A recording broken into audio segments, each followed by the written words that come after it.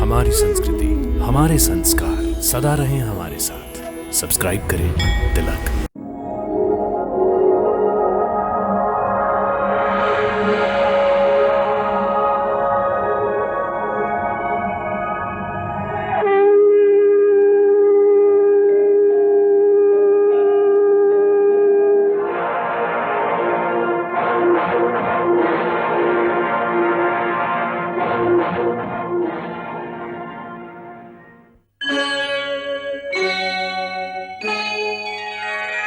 कृष्णा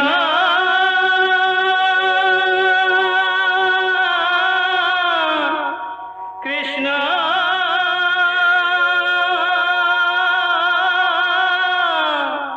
हरे कृष्णा हरे हरे।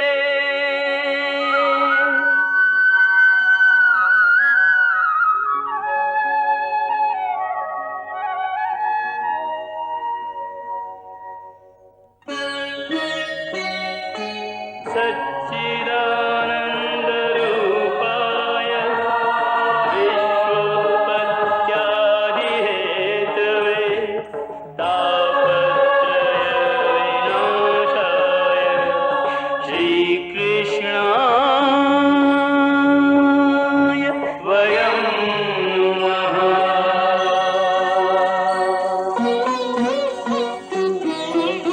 श्रीकृष्ण गोविंद हरे मुरारे, हे नाथ नारायण वासुदेव। हरे कृष्ण राधे राधे कृष्ण कृष्ण कृष्ण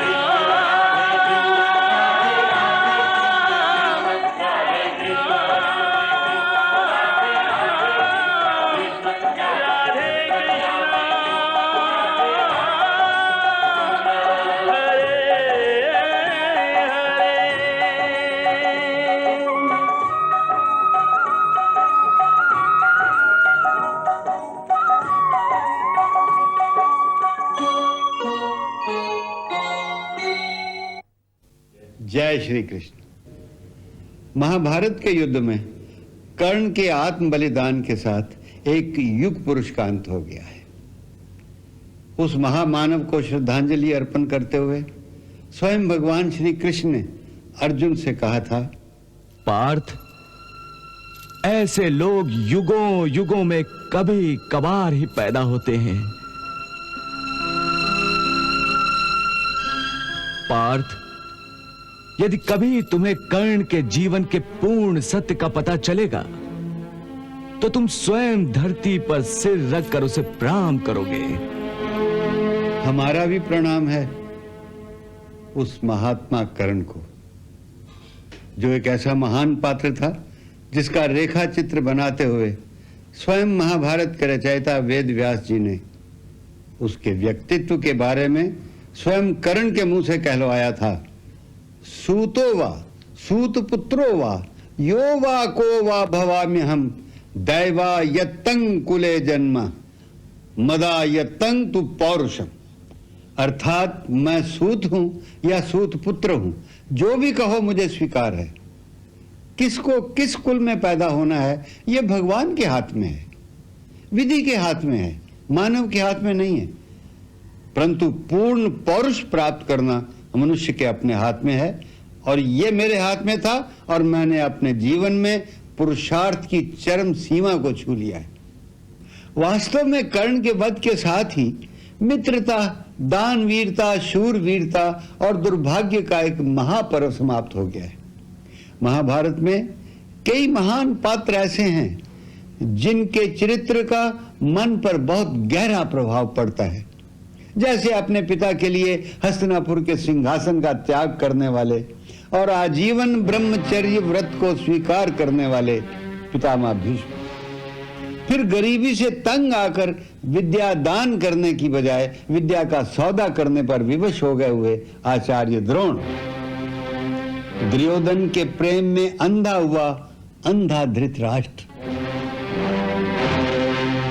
आग की लपटों की तरह प्रतिशोध की आग में जलने वाली याज्ञसेनी द्रौपदी।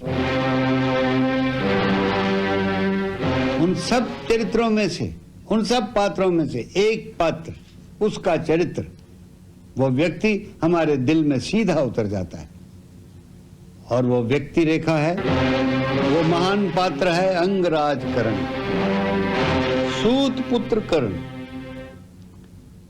पांडव पुत्र कर्ण, राधे कर्ण, सूर्य पुत्र कर्ण, दानवीर कर्ण, कुंती पुत्र कर्ण, ज्येष्ठ पांडव कर्ण, सर्वश्रेष्ठ धनुर्धर कर्ण, शापग्रस्त कर्ण, मित्र कर्ण। कितने रूप हैं कर्ण के। किसी की महानता की परख उस समय होती है जब कोई मनुष्य एक साथ कई विपरीत परिस्थितियों में घिर जाए। कर्ण के साथ भी ऐसा ही हुआ कि वो कई परिस्थितियों में उस समय गिर गया जब उसे पता चला कि असल में वो कुंती पुत्र है और पांडवों का बड़ा भाई है। एक तरफ उसे दुर्योधन से अपनी दोस्ती भी निभानी थी, दूसरी ओर अपने भाइयों का भ्राता होने का हक भी निभाना था। ये वो समय था जब वो धर्म के दोराहे पे खड़ा था, क्योंकि धर्म और अधर्म की सीमा रेखा को पार करना कोई आसान काम नहीं होता। धर्म का साथ देने का अर्थ था कि वो अपने मित्र से, मित्रता के धर्म से विद्रोह करे। कर्ण ने समस्या का समाधान बड़ी खूबसूरती से किया। उसने एक एक करके चारों पांडवों को जीवन दान दिया और पांचवें पांडव अर्जुन के वध का समय आया, जो उसके मित्र दुर्योधन की जीत के लिए जरूरी था, तो उसने स्वयं अपने प्राणों की आहुति दे दी, क्योंकि अर्जुन का वध नहीं करके यदि वो लौटता तो अपने मित्र को मुंह दिखाने योग्य नहीं रहता, और अर्जुन का वध करके अधर्म का साथ देता तो स्वयं अपने आप से उसे जीवन भर मुंह छुपाना पड़ता। इसलिए उसने अपने प्राणों का बलिदान देकर मित्रता का भरम भी रखा और कुंती को दिया हुआ वचन भी पूरा किया। कर्ण जैसा महामानव युगों में एक ही बार आता है। ऐसे महामानव अपनी नियति से इस तरह युद्ध करते हैं कि अंत में नियति भी उन्हें प्रणाम करने को विवश हो जाती है। वो महामानव कर्ण जब अपनी कर्म भूमि इस मृत्यु लोक को छोड़कर अपने पिता के सूर्य लोक की ओर गया तो रास्ते में समस्त लोकों में देवी देवताओं ने उस पर फूल बरसाए, अप्सराओं ने उसका स्वागत किया। किसी मानव को समस्त देवी देवताओं ने शायद ही कभी इतना मान सम्मान दिया होगा, जिसे देखकर कर्ण के पिता सूर्य देवता के चेहरे का तेज अवश्य ही बढ़ गया होगा। ऐसा पुत्र किसी भाग्यशाली पिता को ही प्राप्त होता है। कर्ण के चरित्र को देखकर हमें अंग्रेजी की वो कविता याद आ रही है कि lives of great men all remind us how to make our lives sublime, and departing leave behind us footprints on the sands of time.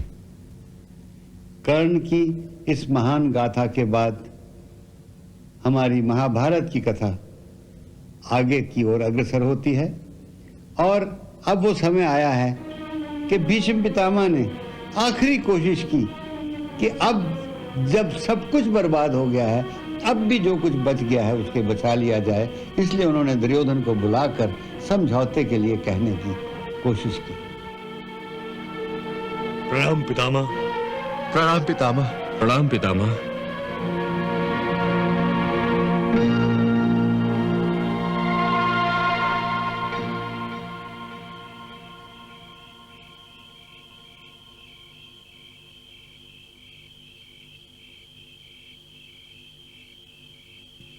कल्याण हो पुत्र।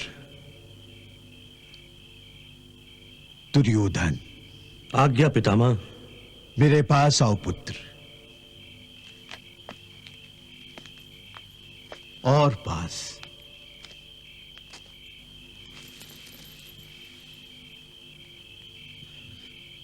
पुत्र दुर्योधन,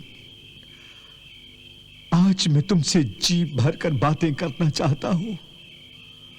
पितामह, इन बाणों से आपको बहुत पीड़ा होती है ना? मैं राजवैद्य को बुला देता हूं। नहीं, इसकी कोई आवश्यकता नहीं है पुत्र, इसकी कोई आवश्यकता नहीं है।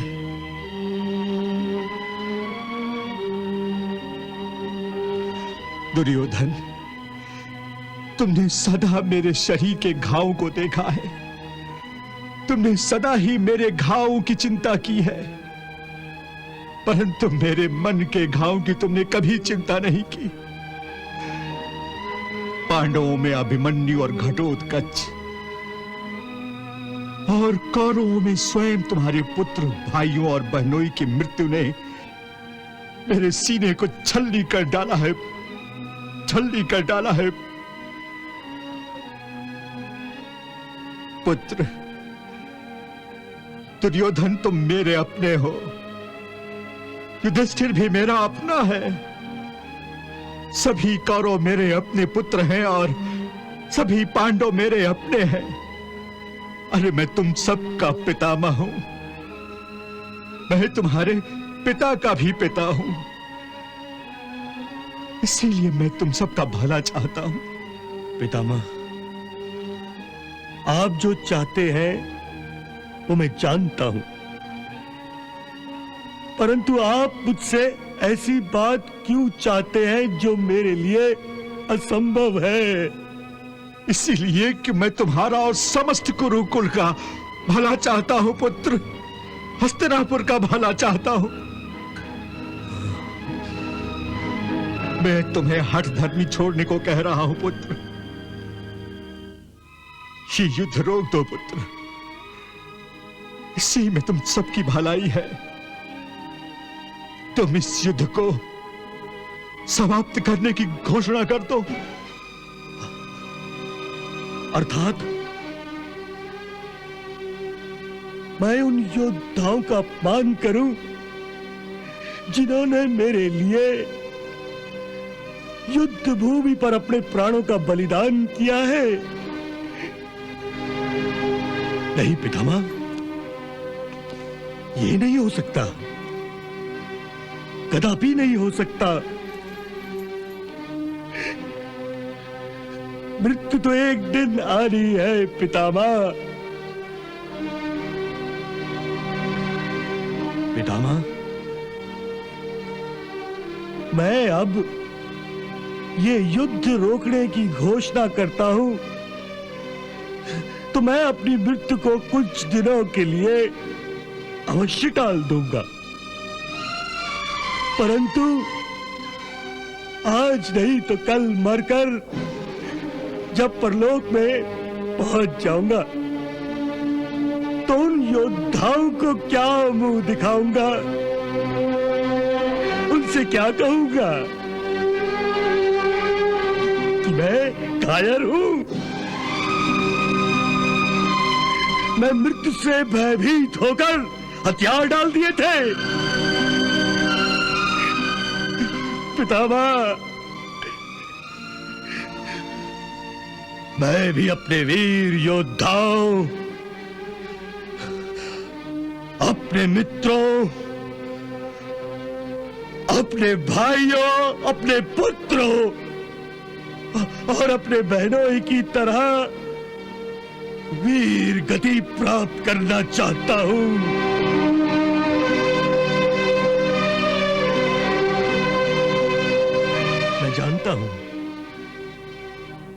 मैं जानता हूं कि मैं अपने परम मित्र कर्ण के बिना ये युद्ध जीत नहीं सकता,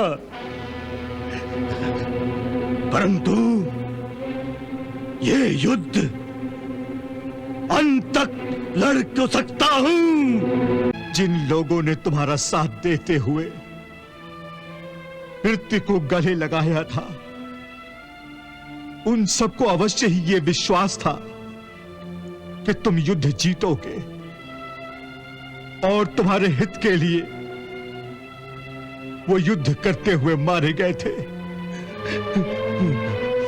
परंतु अब जबकि यह स्पष्ट हो गया है कि तुम यह युद्ध निश्चित रूप से हार जाओगे, ये जानते हुए भी यदि तुम अपने मित्रों, भाइयों और रिश्तेदारों को मृत्यु के घाट उतार दोगे, ये कहां का न्याय है? ये कहां का न्याय है पुत्र?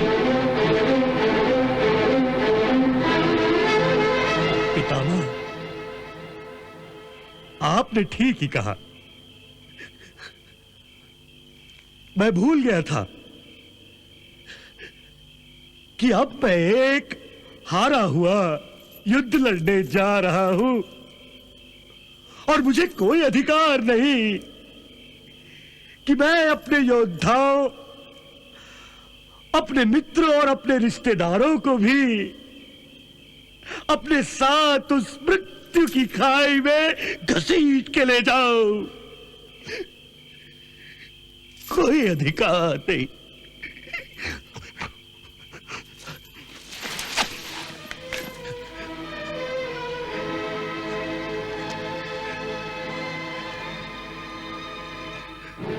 मित्र अश्वत्थामा, युवराज।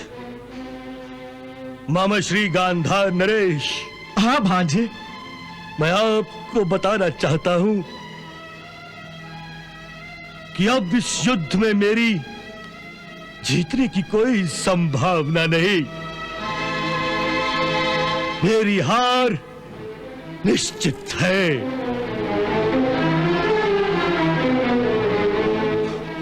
आप सबने आज तक मेरा साथ दिया है।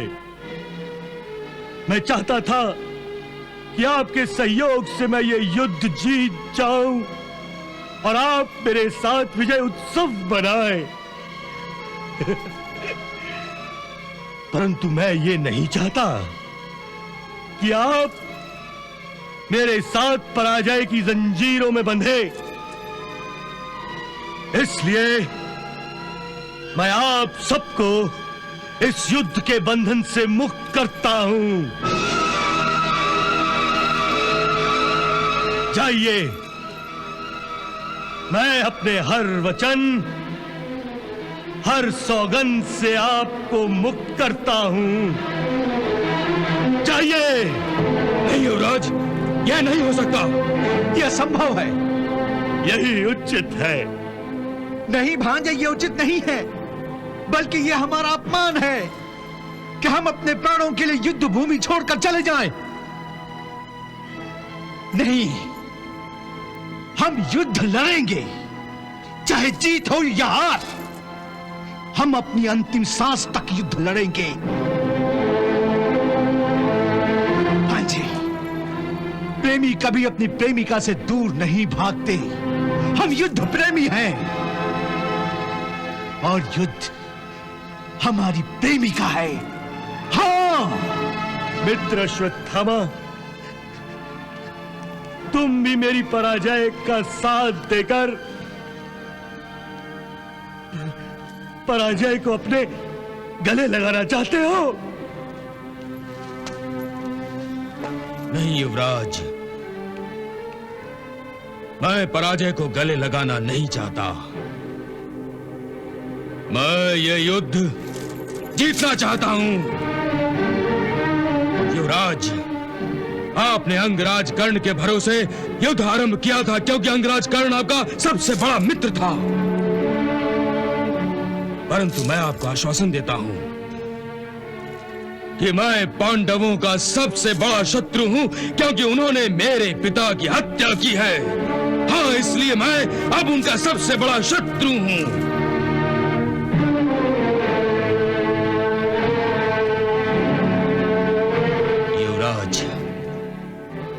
आप पितामह से कह दीजिए कि अब यह युद्ध पांडवों के साथ ही समाप्त होगा। पितामह, देखा आपने, ये है मेरे मित्र, ये है मेरे रिश्तेदार जो मेरे साथ ही जिए और मेरे साथ ही मरने के लिए तैयार है।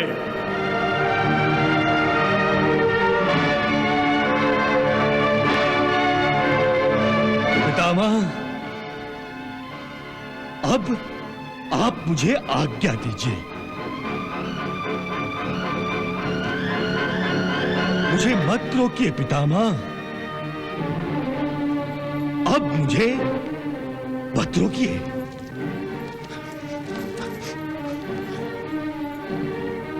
चलिए। प्रणाम पितामह। विनाश की आंधी में उड़ते हुए पत्तों को कोई कैसे रोक सकता है? कैसे रोक सकता है? मैं तो बस यही प्रार्थना कर सकता हूं कि भगवान आप सबको सद्बुद्धि दे।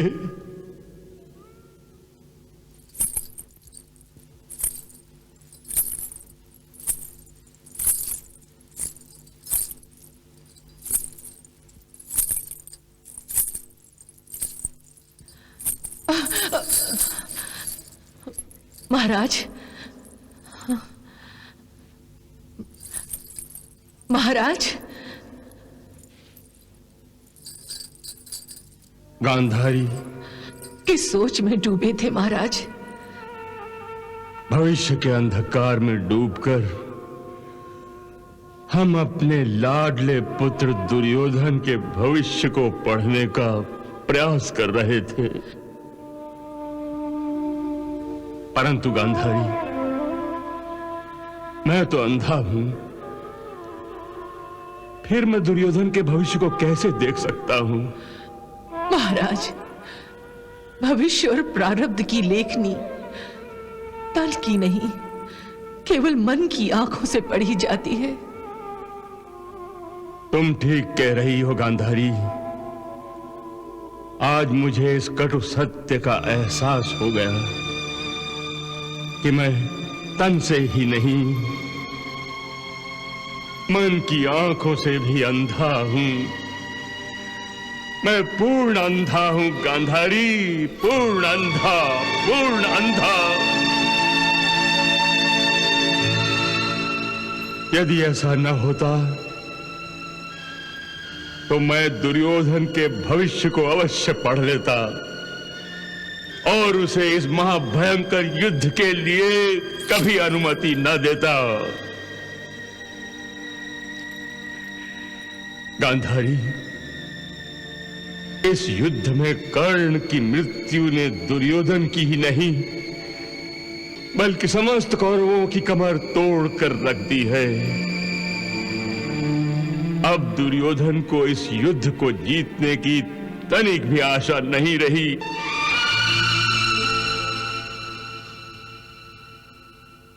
गुरुपुत्र अश्वत्थामा, कर्ण के मरने के बाद मैं समझता था कि अब मेरा कोई मित्र नहीं है। मेरा अस्त्र भंडार अब खाली हो चुका है। परंतु नहीं, तुमने और मामाश्री ने पितामह के सामने मेरी हिम्मत बंधाकर यह साबित कर दिया है कि मैं अभी कंगाल नहीं हूं। मेरे अस्त्र भंडार में मेरा भाई दुशासन, मामाश्री और मेरे मित्र अश्वत्थामा जैसे अस्त्र भरे पड़े हैं।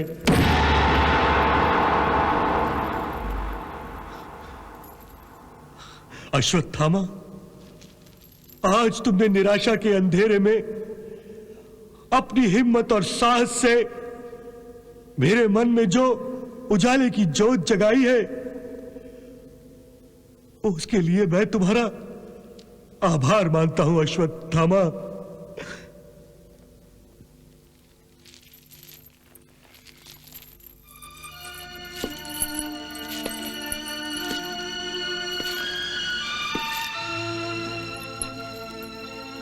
मैंने आप पर कोई उपकार नहीं किया है युवराज, और यदि मैं कुछ भी करूं,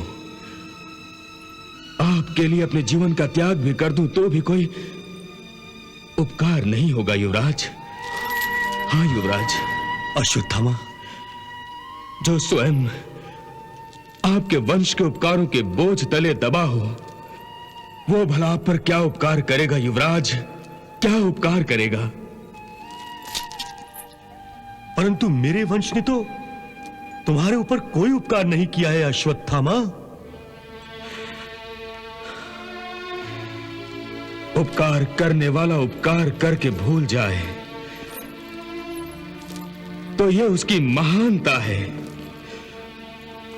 परंतु जिस पर उपकार किया जाए यदि वह उन उपकारों को भूल जाए तो यह उसकी नीचता है।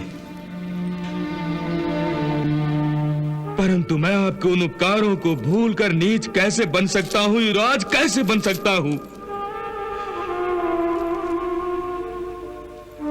मेरी धमनियों में एक ब्राह्मण का रक्त बह रहा है, एक ब्राह्मण का रक्त।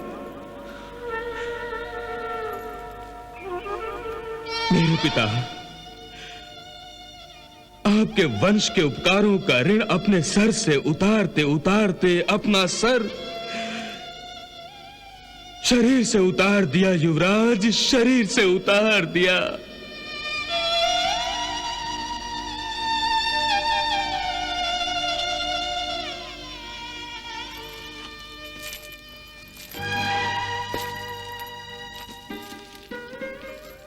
न जाने तुम किस ऋण की बात कर रहे हो अश्वत्थामा।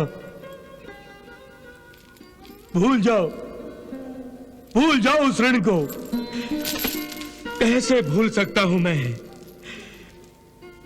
मैंने अपने दिवंगत पिता को वचन दिया था कि मैं उनके इस ऋण को भूलूंगा नहीं। उनके बाद उनके इस ऋण को मैं चुकाऊंगा। मैं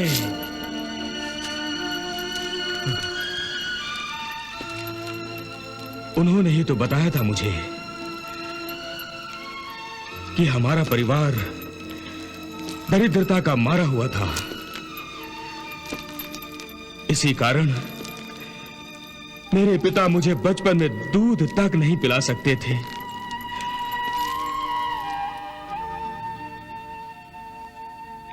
परंतु मेरी मां उनकी नजरें बचाकर मेरी भूख को शांत करने के लिए पानी में आटा मिलाकर मुझे पिलाया करती थी। उसका केवल एक कारण था कि मेरे पिता ब्राह्मण थे और ब्राह्मण कभी किसी का दास नहीं बन सकता था।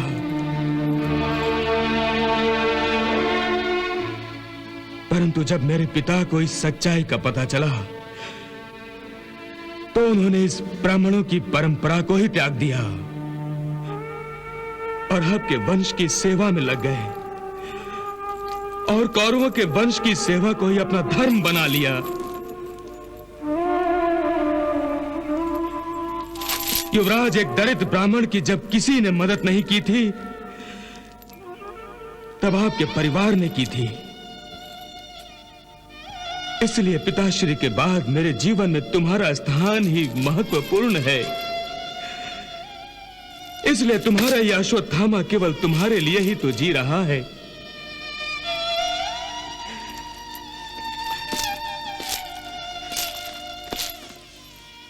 मित्र,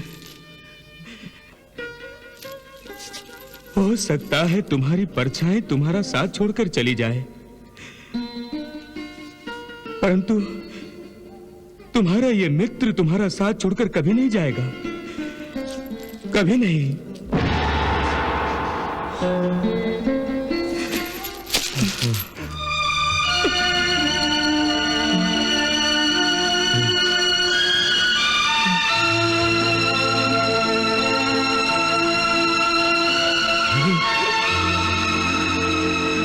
मेरा मित्र कर्ण मिल गया मुझे, मेरा मित्र कर्ण।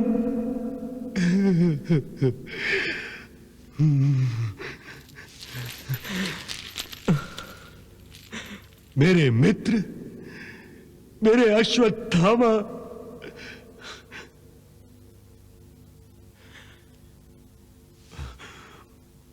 मामाश्री, कौन कहता है कि मेरा कर्ण मर गया है? जाओ उन पांडवों से कह दो कि मेरा सेनापति कर्ण जीवित है, अश्वत्थामा के रूप में जीवित है। अब वो उन सभी पर मृत्यु बनकर टूट पड़ेगा।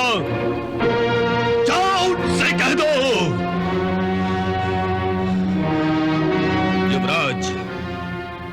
मैं पांचों पांडवों को, धृष्टद्युम्न और समस्त पांचालों की चिताओं को अग्नि देकर अपने प्रतिशोध की ज्वाला को ठंडा करना चाहता हूं। मैं अपने पिता की निर्मम हत्या का बदला लेना भी चाहता हूं, परंतु मैं अंगराज कर्ण की जगह सेनापति का भार नहीं संभाल सकता। ये तुम क्या कह रहे हो अश्वत्थामा? मामा श्री, मैं किसी दूसरे का अधिकार छीन नहीं सकता।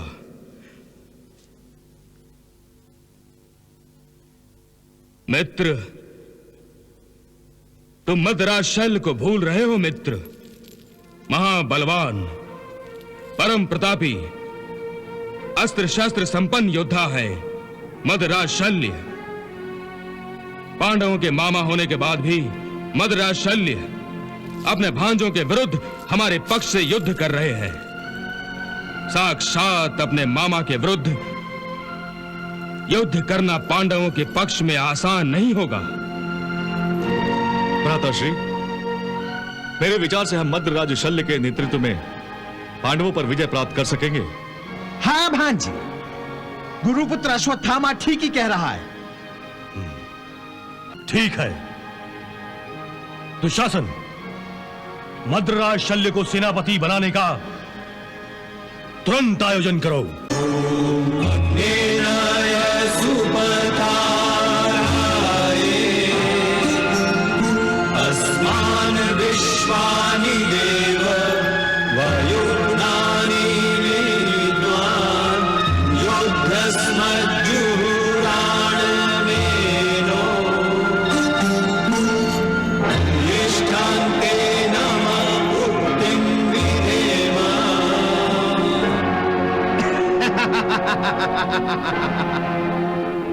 मद्रराज शल्य, पितामह भीष्म, आचार्य द्रोण और अंगराज कर्ण के बाद आज आप कौरवों के सेनापति बन गए हैं।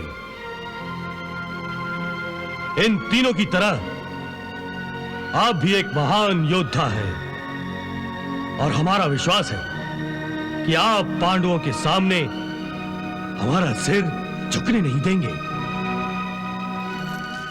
युवराज, आपकी अपेक्षा मैं अवश्य पूरी करूंगा। सेनापति मदराज शल्य की जय! सेनापति मदराज शल्य की जय!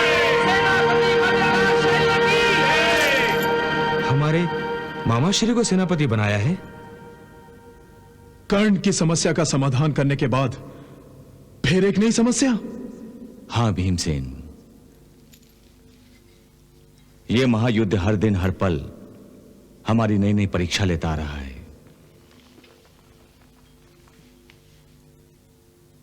कल सूर्योदय होगा और मामा श्री शल्य के रूप में हमें एक और नई परीक्षा का सामना करना होगा। बड़े भैया, आप तो जानते हैं कि धर्म के रास्ते पर चलना इतना सरल नहीं होता। धर्म के रास्ते में बड़े बड़े बलिदान करने पड़ते हैं और बलिदान करते समय अपना पराया नहीं देखा जाता। इसलिए मैं इस युद्ध को किसी एक व्यक्ति की जीत या किसी एक व्यक्ति की हार के दृष्टिकोण से नहीं देखता। मेरा दृष्टिकोण केवल एक है कि धर्म की जीत हो। यदि धर्म की जीत के लिए किसी का वध अथवा किसी का बलिदान जरूरी है, तो चाहे वो अपना हो या पराया, उससे हमें न पीछे हटना चाहिए और न ही चिंतित होना चाहिए। धर्म युद्ध करने वालों के लिए अधर्म का पक्ष लेने वाला और अधर्म का साथ देने वाला हर कोई अधर्मी ही है और कुछ नहीं। बड़े भैया, पितामह भीष्म का मैं आदर करता हूं। आचार्य द्रोण भी मुझे आदरणीय थे, परंतु दोनों ने अधर्मी दुर्योधन का पक्ष लेकर धर्म को चुनौती दी थी। बड़े भैया, इसलिए मामा श्री शल्य के सेनापति बन जाने से आपको विचलित नहीं होना चाहिए। आप तो धर्मराज हैं। धर्म का गहन अर्थ आप भलीभांति जानते हैं। और इस समय धर्म आपसे मांग कर रहा है कि शत्रु पक्ष के सेनापति का वध कर दो। हाँ केशव, धर्म के पथरीले रास्ते पर चलने वालों को धर्म के लिए बड़ा भारी मूल्य चुकाना पड़ता है। हमने ये मूल्य पहले भी चुकाया है और हम अब भी ये मूल्य चुकाएंगे।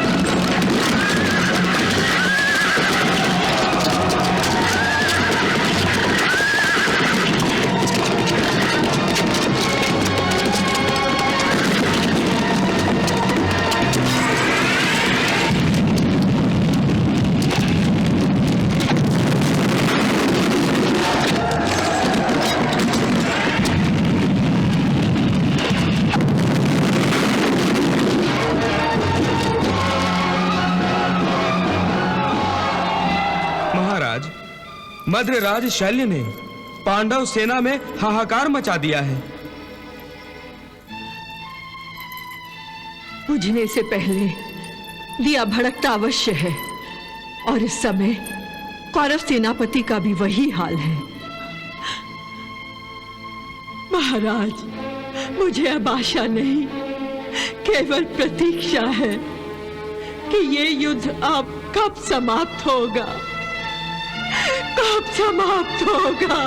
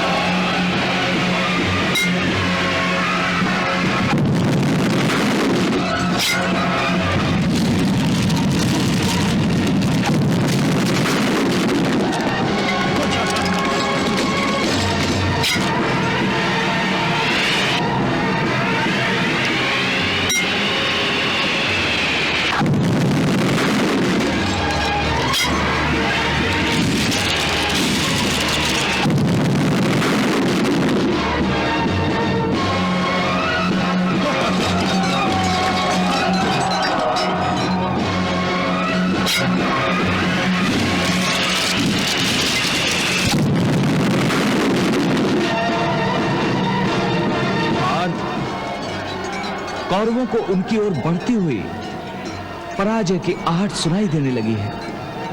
इसीलिए उन्होंने अपनी संपूर्ण शक्ति को युद्ध में झोंक दिया है। ऐसा लग रहा है कि महाराज शल्य के नेतृत्व में कौरव अब अंतिम युद्ध कर रहे हैं।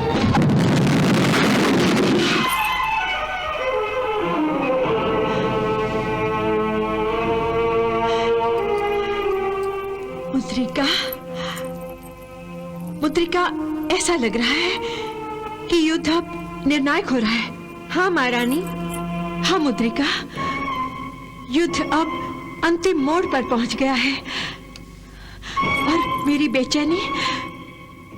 बेचैनी पहले से भी 10 गुना अधिक बढ़ गई है। मेरी धड़कनें किसी तेज गति के घोड़े की टांपों की भांति सुनाई दे रही है। ऐसा लगता है मेरा हृदय मेरे सीने के पिंजर को तोड़कर बाहर निकल आएगा। तुम जानती हो मेरी इस बेचैनी का कारण क्या है?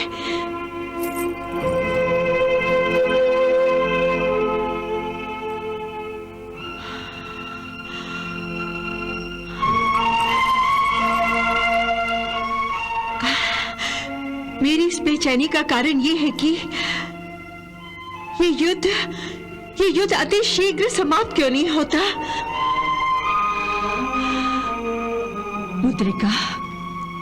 जी महारानी, इस युद्ध के साथ साथ अन्याय और अधर्म का एक महापर्व भी समाप्त हो जाएगा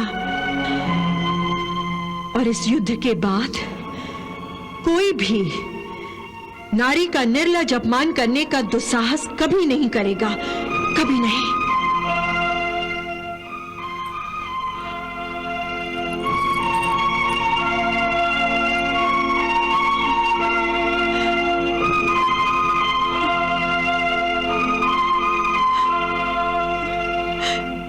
मुद्रिका, जी महारानी, तुम ये कंघी देख रही हो? पिछले 13 वर्षों से मेरे ये खुले बाल प्रतिशोध की आग में जल रही एक नागिन की भांति मुझे बार बार डस रहे हैं। इन्हें कंघी की आवश्यकता ही नहीं थी, इन्हें तो प्यास लगी है, दुष्ट दुशासन के रक्त की प्यास।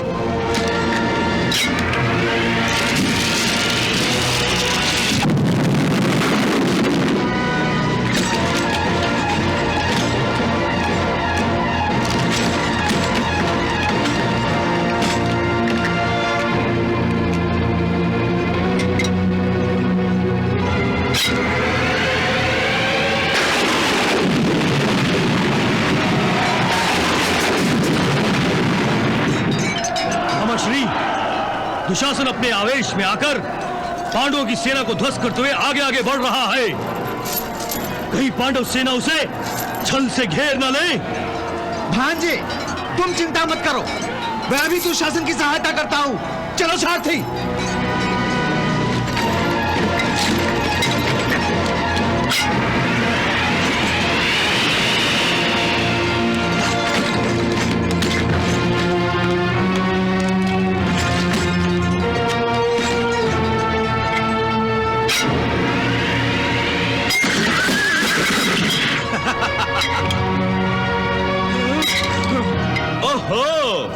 मामा श्री, दुर्योधन के परम प्रिय मामा श्री, बहुत जल्दी में दिखाई दे रहे हैं आप। कहीं जुआ खेलने तो नहीं जा रहे हैं? बहुत जुबान चलाने लगे हो। आपके दुर्भाग्य से बाण चलाना भी जानता हो गांधार नरेश। ओ, तो तुम मुझसे युद्ध करोगे? हाँ, यदि आप केवल पासे फेंकना ही नहीं बाण चलाना भी जानते हो तो मुझसे युद्ध अवश्य कीजिए गांधार नरेश। मैं तुम्हें युद्ध के लिए ललकारता हूं, सावधान।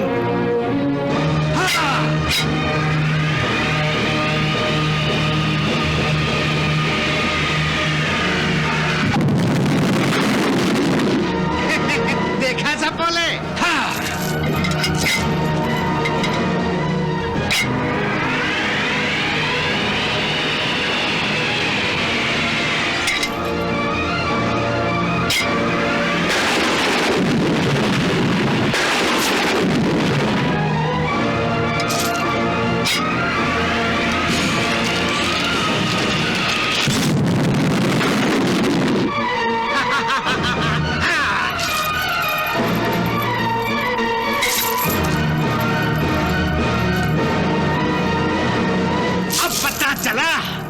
कि मैं केवल बाण से फेंकना ही नहीं बल्कि तुम्हारे दुर्भाग्य से तीर चलाना भी जानता हूं। अब संभाल।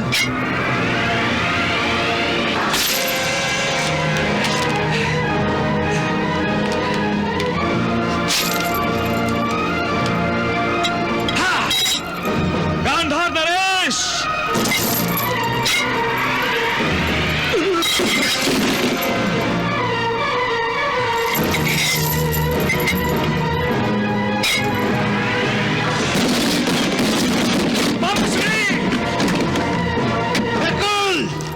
केवल जुए में ही जीतने की आदत नहीं है मुझे, बल्कि युद्ध में भी जीतना जानता हूं मैं।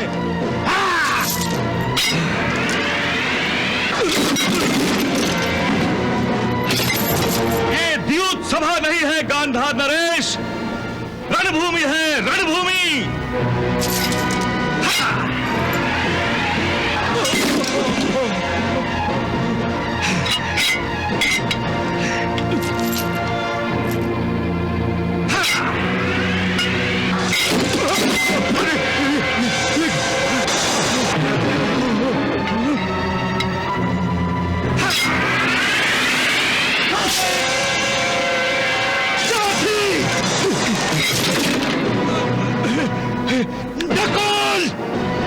युद्ध करो मामाश्री, युद्ध करो।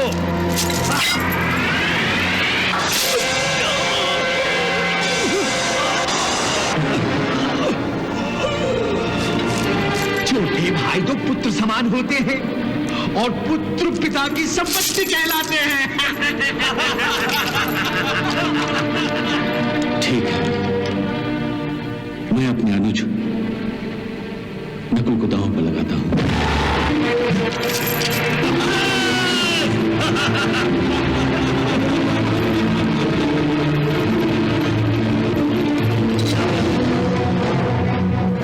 कौन से हाथ से आपने पासे फेंके थे मामाश्री? कौन से हाथ से? दाएं हाथ से ना?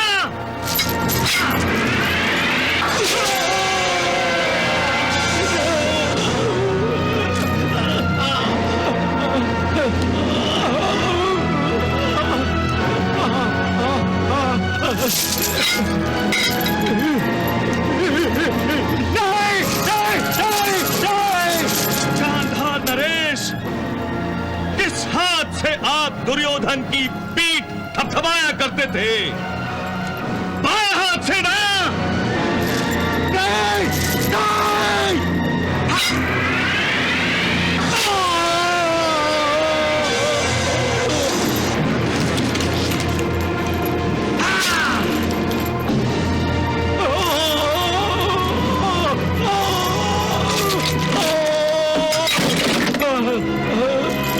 आपकी विषैली जिह्वा के कारण ही हस्तिनापुर का वातावरण दूषित हो गया था गांधार नरेश। आप ही ने एक भाई के मन में दूसरे भाई के विरुद्ध विष भर दिया था।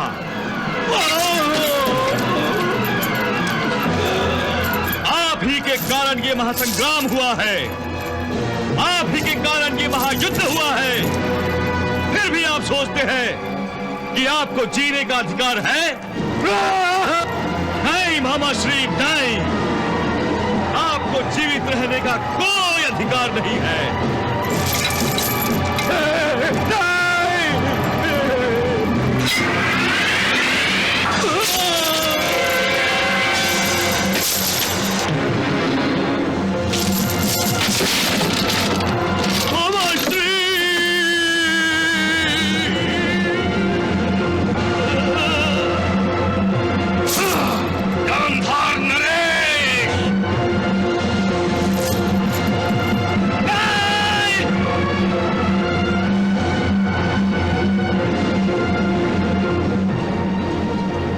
कृष्णा